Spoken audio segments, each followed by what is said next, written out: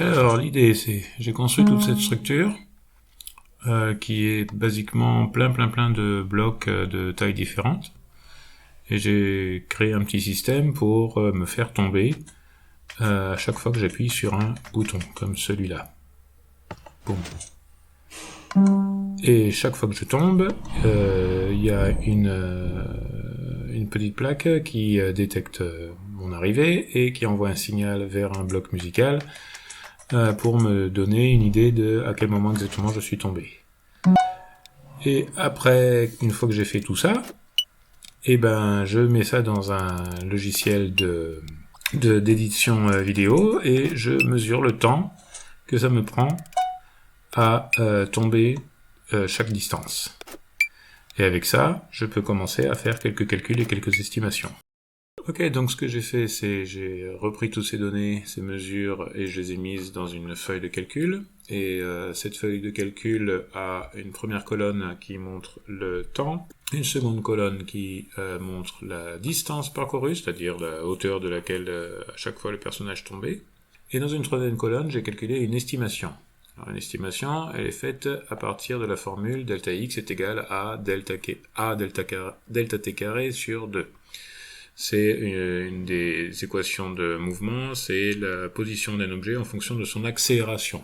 Et on présume que tout objet dans Minecraft qui tombe accélère à une accélération qui est donnée par la gravité. Donc l'objectif ici, c'est de calculer la gravité de Minecraft. On met tout ça dans un graphique et on peut comparer ce que les mesures et les estimations nous donnent. Alors on voit bien au départ que si on estime que la gravité c'est 10 mètres par seconde au carré, ça marche pas, ça ne correspond absolument pas. Donc ce qu'on fait, c'est changer la valeur de la gravité jusqu'à trouver une valeur qui corresponde aux valeurs qu'on a mesurées. Et on tombe à la fin sur un nombre qui est à peu près 26 mètres par seconde au carré. Ça a l'air de bien correspondre. Alors un autre test que j'ai fait, c'est en construisant une autre structure qui était beaucoup plus haute et en me laissant tomber et en mesurant le temps que ça prend pour arriver à chaque indicateur. J'ai mis quelques blocs de béton coloré pour me dire à quelle distance j'étais. Et encore une fois, regarder dans un logiciel d'édition vidéo à quel temps j'atteignais chaque distance. Et ça m'a permis de faire un deuxième graphique qui montre la distance en fonction, la distance en fonction du temps.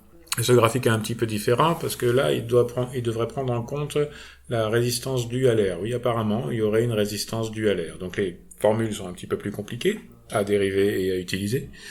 Mais en utilisant cette deuxième méthode, je trouve encore une fois une gravité qui est à peu près 26 mètres par seconde au carré.